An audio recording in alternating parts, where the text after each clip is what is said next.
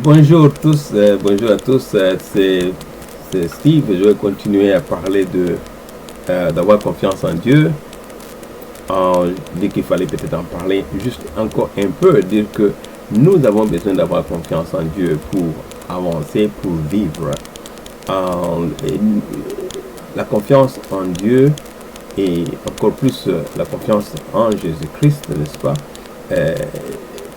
C'est très important pour nous parce que c'est par Jésus-Christ que nous vivons longtemps, n'est-ce pas? Il nous a dit qu'il vient nous donner la vie et la vie en abondance. Vous vous souvenez de Jean 10, 10? Il vient nous donner la vie et la vie en abondance. De l'autre côté, et le diable ne vient que voler, tuer et détruire. Voilà un peu ce que je voulais signaler aujourd'hui, que nous ne pouvons pas, parce que nous ne pouvons pas nous sauver nous-mêmes, parce que nous, qu'est-ce que nous allons gagner, n'est-ce pas? La Bible nous dit que qu'est-ce que tu gagneras, n'est-ce pas, si tu gagnes toute la terre et perdre ton âme, quoi ça va te servir? Donc tu as besoin de sauver ton âme. Et la seule personne, et la personne qui sauve ton âme, c'est Jésus-Christ. Donc tu as besoin d'avoir confiance en lui. Alors nous avons besoin d'avoir confiance en Christ. Et je voulais que nous puissions lire cette partie pour qu'on avance, on commente un peu et après qu'on arrête. Et j'ai pensé que c'était important de savoir que sans Christ, nous sommes vraiment rien. Sans lui, nous ne pouvons rien faire. Et lisons par exemple c'est Psaume 49, verset 7, 8, il dit: ils ne peuvent se racheter l'un l'autre, ni donner à Dieu le prix du rachat. Quand on parle, n'est-ce pas, lisons Marc 8, 36, il dit: que sert-il à un homme de gagner tout le monde s'il perd son âme? Donc, quel que soit ton effort, nous ne pouvons pas atteindre les cieux, nous ne pouvons pas atteindre et avoir cette vie éternelle sans Christ. C'est par Jésus-Christ que nous arrivons à atteindre cette vie-là. C'est par Jésus-Christ que nous avons, n'est-ce pas, la vie éternelle. Vous vous souvenez de Jean 3,16. Car Dieu a tant aimé le monde, il a donné son Fils unique, afin que quiconque croit en lui ne périsse point, afin qu'il ait la vie éternelle. La vie éternelle est obtenue dans ce sens, et nous avons confiance en Jésus-Christ. Nous acceptons qu'il est mort pour nous. En deuxième, nous acceptons le salut. Il va falloir accepter le salut. Dieu a donné, le salut est donné à tout le monde. Le salut, Jésus est mort pour tout le monde. Mais ceux qui bénéficient sont ceux qui acceptent ce salut-là. As-tu accepté que Jésus-Christ est mort pour toi? Cela vient avec la confiance en Jésus-Christ. As-tu confiance en lui? C'est important. As-tu confiance dans les Écritures? Donc, si tu es chrétien et tu as des doutes, vraiment ça c'est triste, parce que tu dois avoir confiance. C'est vraiment important pour que tu décolles, pour que tu te réjouisses d'être chrétien. Et toi, si tu n'es pas, c'est important que tu aies confiance en Dieu, que tu acceptes Jésus-Christ. Parce qu'il n'y a pas d'autre chemin.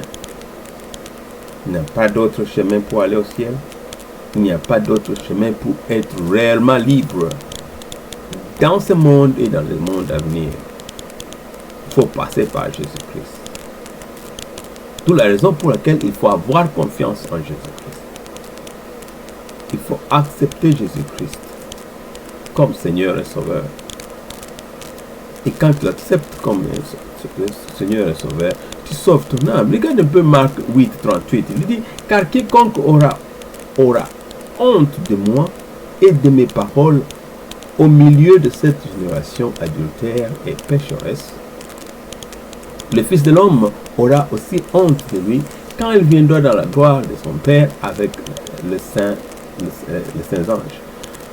Moi, je dirais de l'autre côté que si tu n'acceptes pas Jésus comme ton Seigneur et ton Sauveur, eh bien, c'est nier Jésus-Christ, c'est rejeter sa parole, comme il le dit. Sa parole est esprit.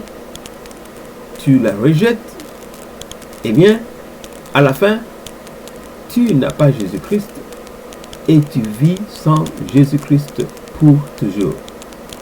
Donc tu as besoin d'accepter notre Seigneur Jésus-Christ comme Seigneur et Sauveur. Si tu es là, tu n'as jamais accepté Jésus-Christ, et je peux te conduire dans la parole, n'est-ce pas, dans cette prière de confession et d'accepter Jésus-Christ si tu es prêt. Tu pries avec moi, Seigneur Jésus-Christ. Je reconnais de n'avoir pas marché selon ta parole, d'avoir rejeté ta parole, de ne t'avoir pas accepté, d'avoir vécu seul sans toi, sans suivre ta parole. Pardonne-moi. Aujourd'hui, je t'accepte comme mon Seigneur et Sauveur. Je t'accepte comme Seigneur et Sauveur. Selon, n'est-ce pas, c'est Romains 10, chapitre 9, Romains 10, verset 9, qui nous parle de si tu confesses le nom de Jésus-Christ comme Seigneur et Sauveur, et tu crois en ton âme, en ton cœur, que Dieu l'a ressuscité des morts, tu es sauvé. Alors aujourd'hui, Seigneur, j'accepte Jésus-Christ et je confesse que Jésus-Christ est mon Seigneur. Et je crois fermement que tu es mort et tu es ressuscité et tu vis pour toujours. Dirige-moi. Je te suis. Tu es mon Seigneur. Au nom de Jésus-Christ. Amen. Si tu as prié avec moi cette longue prière, si tu as suivi presque dans toutes ces lignes-là, presque comme je priais, et tu as dit ça sincèrement, tu acceptes Jésus-Christ, donc tu es nouvellement né, tu es né de nouveau, bienvenue dans la famille de chrétiens, et lis ta parole, la parole de Dieu, lis la Bible régulièrement, enseigne-toi, lis. En dehors de suivre ceux qui prêchent, lis la parole. Si tu n'as pas la Bible, achète une Bible, ou si tu n'as pas la Bible, sois avec ceux qui lisent, ceux qui connaissent la parole et croient. Et continue à croître. C'est important de croître. Un chrétien qui ne se nourrit pas de la parole de Dieu, ce chrétien-là est appelé à se perdre. Il dit que l'homme ne vivra pas de pain seulement. Donc c'est important de lire la parole et croître. Au nom de Jésus-Christ, j'ai ainsi prié. Merci d'avoir suivi et nous allons continuer prochainement. Amen. Merci.